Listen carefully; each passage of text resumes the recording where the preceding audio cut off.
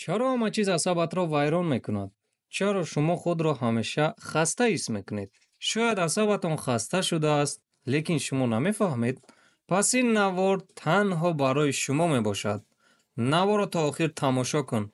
من به شما چی بودن این بیماری، نشانه ها، سبب ها و تبابتش را میفهمونم. عصب خستگی درد است که دیده نمی شود ولی احساس می شود. عصب خستگی آغازی بیماری خاموش است. شما نه بلکه عصبتان بیمار است. زندگی زیبا است اگر عصب ها آرام باشند. از بیرون آرامی، در درون با خود می جنگی. در پس تبسمت یک جهان پر از خستگی پنهان است. هر شب با فکرهایت خواب می روی و هر سحر با آنها بیدار می شوی. خستگی روحی دلی که دیگر طاقت ندارد. چیزی نمی گویی لیکن همه چیز را احساس می کنی. درونت پر از صدا است، صدای عصبهای خسته. پس تو تنها نیستی. میلیون ها آدمان با همین درد همه روزه مبارزه برده ایستادند.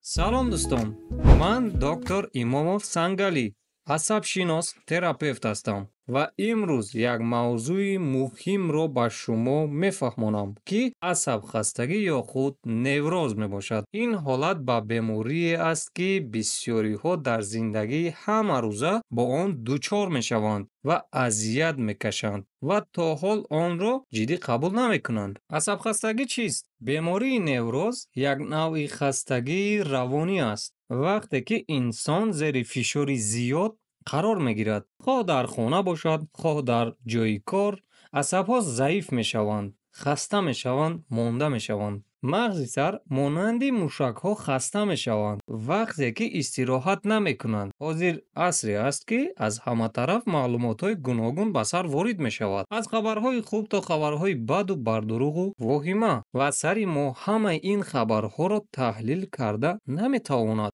و نگرانی های گذشته امروز سبب ترس از آینده میگردد و مشکلات های عائلوی، مالیوی، کاری، جنگ و جداشوی مغز سر را مانده میکند. از این سبب این بیماری سر میزند و سری وقت طبابت نکردن و راهی حل نیافتن به دپرسیا و فکرهای غشیانی و بیماری روانی آورده میرساند. در یاد گیرید زندگیتان تنها در دست خودتان است. فکرهای خوب کنید چون که زندگی زیبای و شیرین و گوارا است و بعد شب سیاه سفید است. از بالای خود کار کنید، نقشه گذارید، از روی نقشه کار کنید. در یک روز کمیش 1 ساعت کتاب خوانید. راهی حل مشکلی را فکر کنید. حتما آن را مییابید. ما از تغییرات ها میترسیم چون که از ناشناسی میترسیم، ولی تغییرات ها میتواند امکانیت برای رشد و امکانیت های نو باشد. پس خودت را تغییر بده و تغییرات های نو را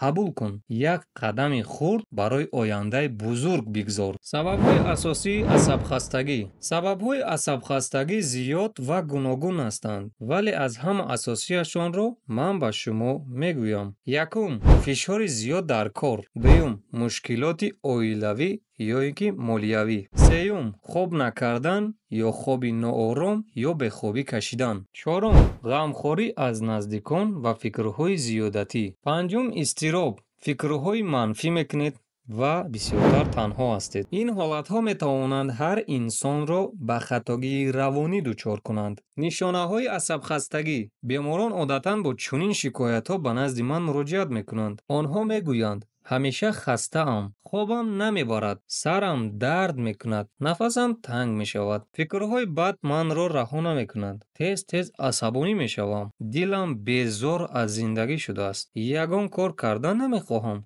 دلم درد میکند، دیگر عصبهایم نمیبردارد، مانده شدم، خسته شدم، فراموش خاطر شدم، اسکلروز شده باشم. بعضی ها درد را در بدنشان حس میکنند، به مانند درد معده و درد دل. اگر شما این نشانه ها رو داشته باشید، احتمال است که عصب خستگی داری. میخواهید فهمید چگونه این نشانه ها رو برطرف کنید و از این بیماری رها یابید. پس میگذاریم به بخش طبابت بیماری عصب خستگی یعنی невроз. Аввалин коре ки мо мекунем ин муайян кардани сабаби стресс, яъне асабхастагӣ, бо гузаронидани муоинаи неврологӣ ва ҷамъ кардани анамнез ҳангоми гуфтугӯ бо бемор. Агар инсон фишори зиёдро ҳама рӯза эҳсос кунад, аввал онро бояд кам кунад. Баъдан реҷаи ҳамарӯзаро дуруст иҷро кунад. Якум, хоби хуби ба роҳат дошта бошад дар як рӯз то 8 соат. Дуюм, ғизои солимро ҳамарӯза истеъмол намоед, яъне ҳеҷ гоҳ гурусна намонед ва аз ҳад зиёд ҳам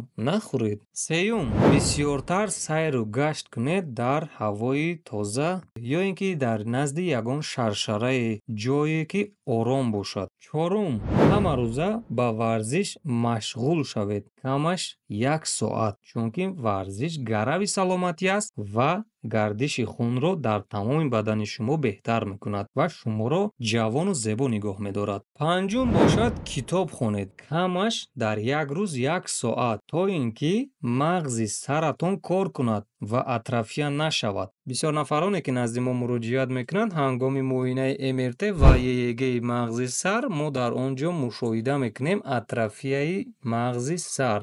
ин чӣ маъне дорад? Яъне ки ин шахс дар умри сараш ё ин ки муддати 1 соле ҳам бошад, ҳатто китобе хондагӣ нестай. Вақте ки мағзи сар ба монанди мушакҳо кор намекунад, ягон китоб намехонад, ягон маълумотро ба худ намегирад, он атрофия мешавад ва нейронҳо, ҳуҷайраҳои сар ҳама рӯза мефавтанду кам мешаванд.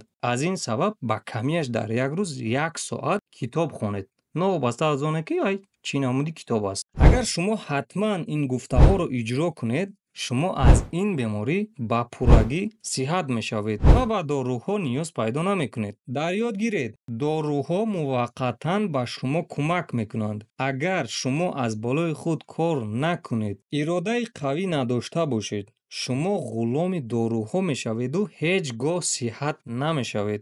Ин сирро ман ба шумо фош кардам. Ҳеҷ кас ба шумо инро намегӯяд. Аз доруҳо ба шумоён тавсия медиҳем ва таъин мекунем ҳангоми ин беморӣ: якум, витаминҳои гурӯҳи Б, дуюм, магний, яъне магний B6 ва дигаронашон ки хастагиро дар мағзи сар кам мекунанд.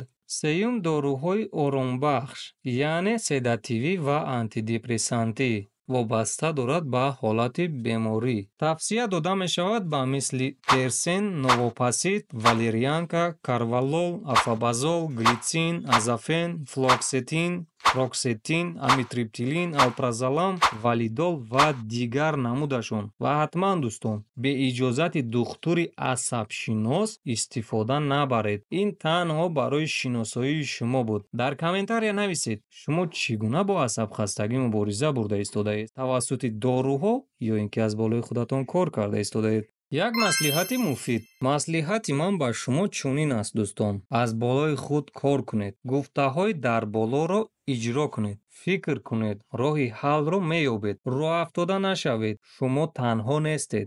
Як қадами дигар шумо ба ҳадафатон наздик шудаед ва мерасед. Аз ҳамин сабаб хубаш аз болои худатон кор кунед ва асабҳоятонро ором кунед. Хулоса дӯстон, ин наворро паҳн кунед. Ба дӯстонатон ва наздиконатон фиристед, то ин ки бохабар шаванд аз ин маълумот ва раҳо ёбанд аз бемории асабхастагӣ, яъне невроз. Дӯстон, дар комментария нависонед ки маълумотро ба шумо ман оё тез фаҳмонда истодам ё ин ки оҳиста, то ин ки дар наворҳои баъдӣ инро ман ислоҳ кунам. Барои гирифтани маълумоти бештар ва маслиҳатҳои тиббӣ дар WhatsApp-и ман нависед. Рақамҳо дар описанияи ҳамин навор мебошад. Фаромӯш накунед ки ба канал обуна шавед ва наворро лайк гузоред.